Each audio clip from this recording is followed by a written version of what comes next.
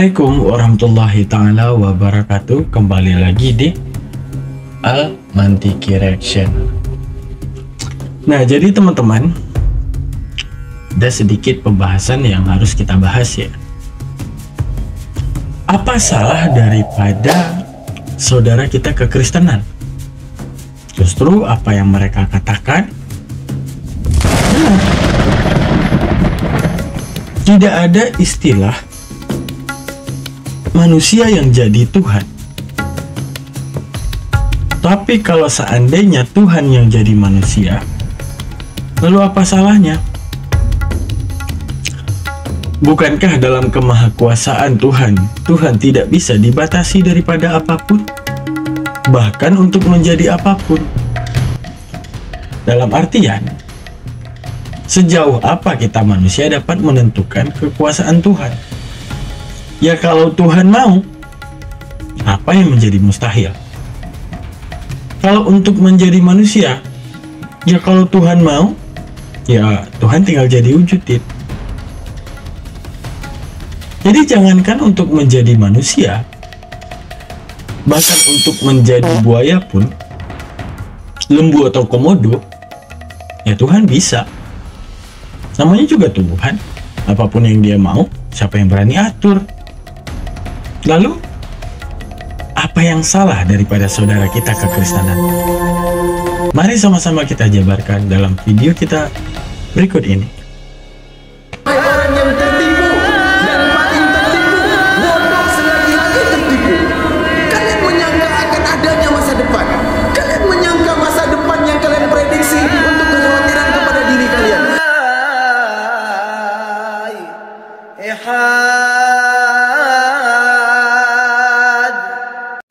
Oke, kita masuk daripada penjabaran apa yang salah daripada Tuhan yang jadi manusia. Bukankah yang sebenarnya yang harus kita tolak yaitu ketika manusia jadi Tuhan, kan gitu.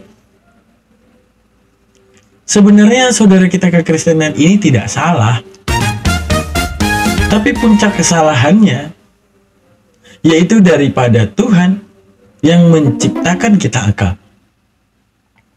Di mana dalam prosesi akal tidak akan pernah dipatuhi, dicerna, bahkan dikonsumsi. Dua yang kontradiksi bersatu dalam satu waktu. Misalnya gerak dan diam. Misalnya hidup dan mati. Misalnya langit dan bumi.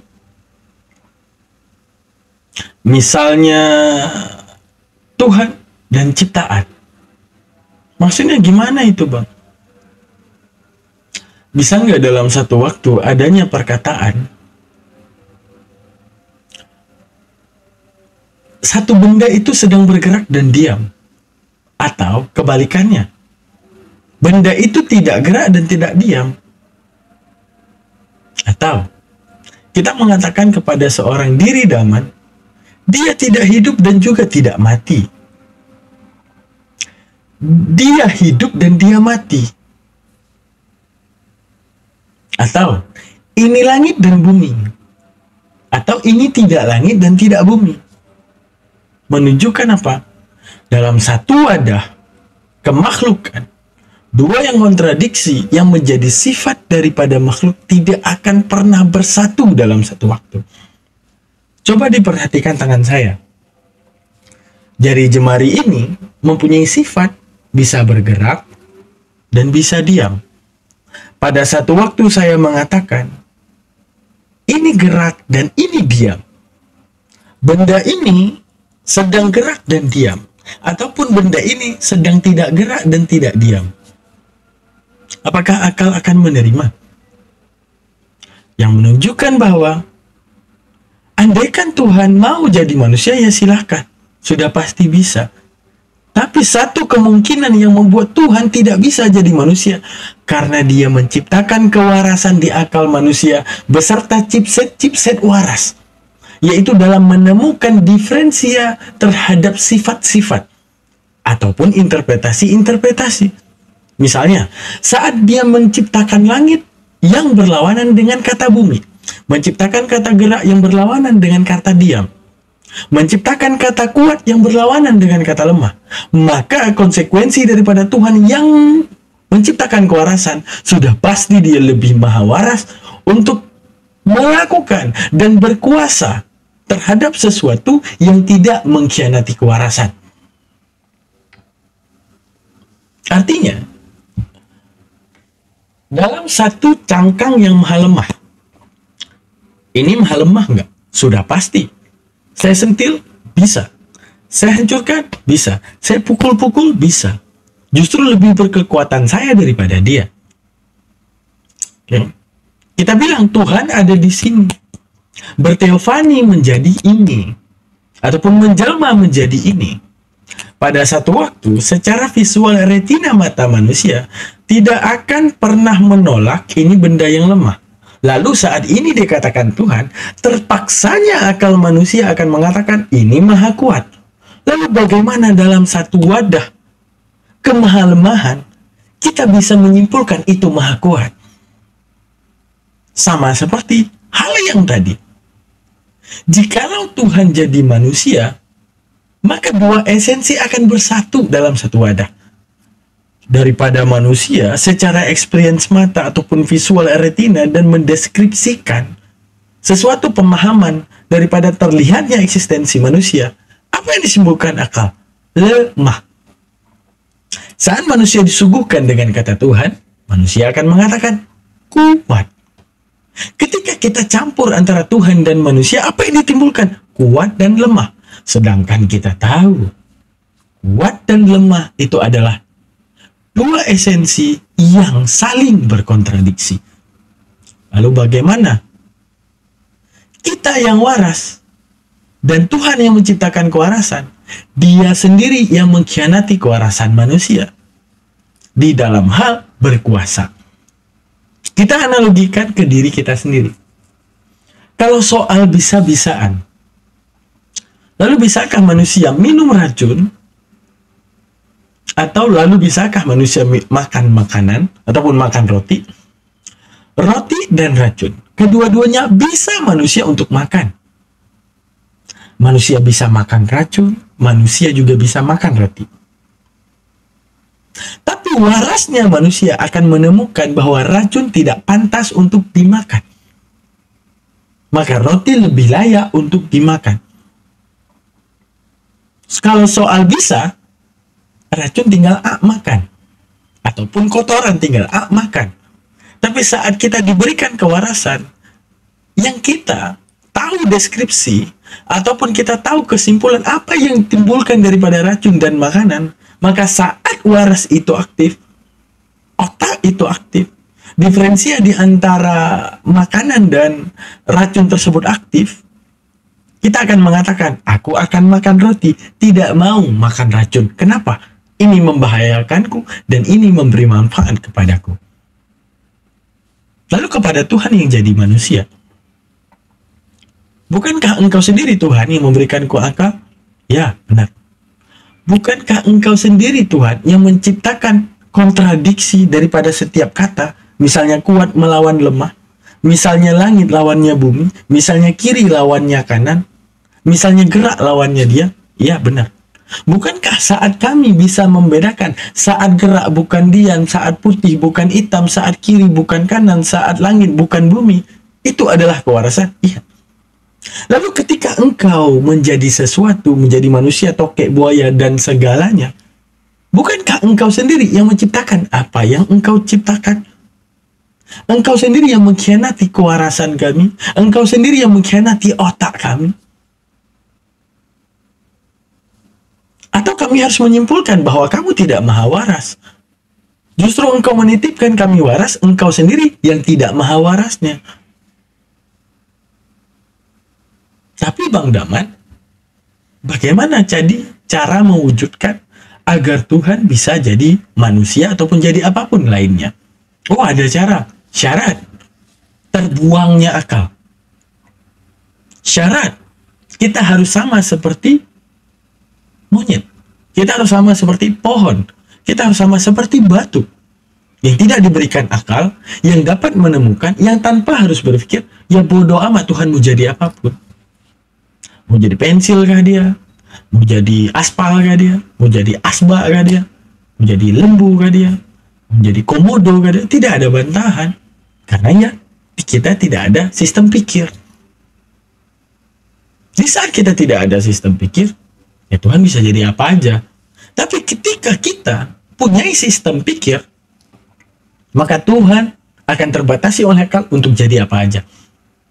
Karena jikalau Tuhan jadi apa aja, kita akan menggugat Tuhan dan bahkan mendebat Tuhan. Untuk menunjukkan apa? Tidak ada yang salah dari Tuhan jadi manusia, tapi yang salah karena Tuhan menciptakan kewarasan di akal. Lalu itulah yang harus kita pikirkan sekarang. Di balik berpegang teguhnya terhadap Tuhan bisa jadi apapun, lalu bagaimana jikalau seandainya Tuhan mengkhianati akal untuk menjadi apapun? Haruskah kita bertanya dan haruskah kita menggugat? Maka kesimpulan yang harus kita ambil,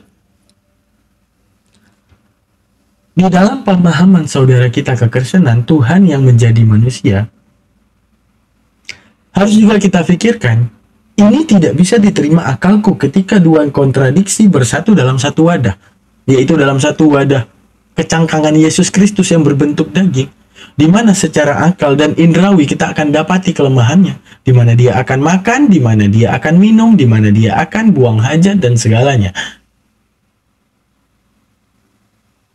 Kalau itu waras dan itu adalah Tuhan yang Yesus itu yang menciptakan akal, lalu kenapa kemudian dia sendiri mengkhianati akal dengan menciptakan segala sesuatu kata-kata yang berkontradiksi, tapi bersatu dalam satu wadah? Bukankah dalam satu wadah Yesus Kristus terdapat dua natur, natur keilahian dan natur kemanusiaan, di mana natur kemanusiaan mewarisi lemah, natur keilahian mewarisi maha kuat. Bagaimana kuat dan lemah? Kita akan katakan dalam satu waktu itu terjadi. Sekarang kita masuk kepada Al-Quran. Apakah Al-Quran menyetujui ini? Ataukah Al-Quran mengkontra hal ini? Disebutkan di dalam Al-A'raf ayat 138. Bismillahirrahmanirrahim. وَجَوَرْنَا بِبَنِي إِسْرَائِيلَ الْبَحْرَ فَأْتَوْا عَلَى قَوْمٍ يَعْكُفُونَ عَلَى الْأَصْنَامِ لَهُمْ. Tulisannya terlalu kecil, teman-teman. Ulang ya.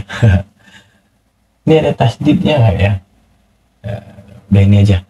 Bismillahirrahmanirrahim. وَجَاوَزْنَا بِبَنِي إِسْرَائِيلَ الْبَحْرَ فَأْتَوْا عَلَى قَوْمٍ يَعْكُفُونَ عَلَى الْأَصْنَامِ لَهُمْ. Itu idgham bil ghunnah, tidak dengung. قالوا يا موسى اجعل لنا إلها كما لكم آلهة قال إنكم قوم تجهلون. Maklum, ini kalian susah baca, kecil kali tulisannya. Tapi yang perlu kita sorot, dan kami seberangkan Bani Israel ke seberang lautan itu.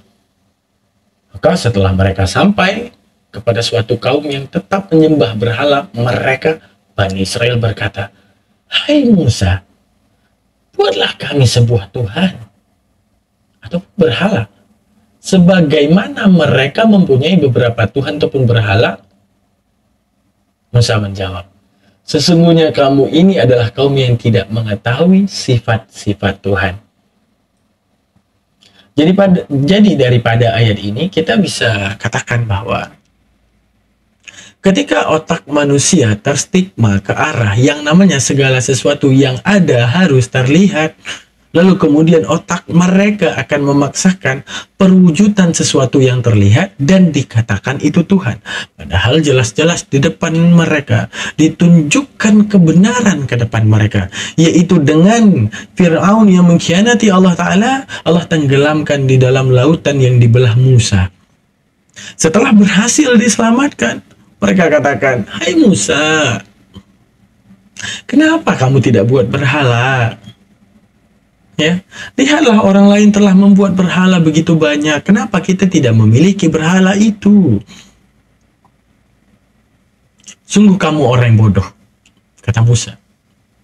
"Qala innakum qaumun tujhalun." Sungguhnya kalian itu kaum-kaum yang bodoh. Kenapa dikatakan? Arti bodoh artinya tidak mengetahui.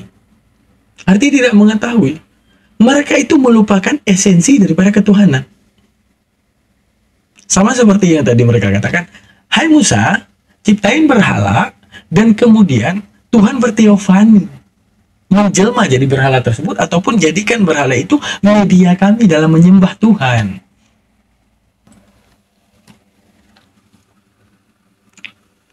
Jadikan berhala itu media kami dalam menyembah Tuhan. Apa yang salah Musa? Sungguh kalian itu orang yang bodoh yang tidak tahu sifat-sifat Tuhan. Artinya apa? Yang mewakili esensi kemahakuasaannya dia. Yang mengatakan dia kuasa. Kalian diciptakan akal, tau nggak?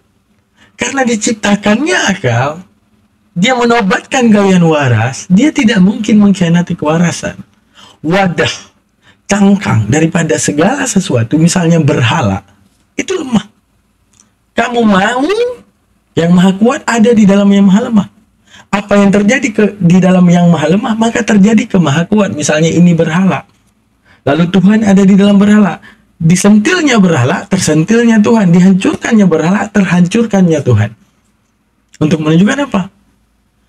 Kamu sendiri tahu beda mana kiri mana kanan. Dimana saat aku mengatakan kepadamu kiri adalah kanan, engkau tolak. Kamu sendiri tahu mana gerak mana diam. Ketika aku mengatakan gerak adalah diam, kamu akan tolak. Kamu sendiri tahu lemah dan kuat, itu dua hal yang berbeda. Saat aku katakan lemah adalah kuat, kamu akan menolak. Lalu bagaimana kamu tahu?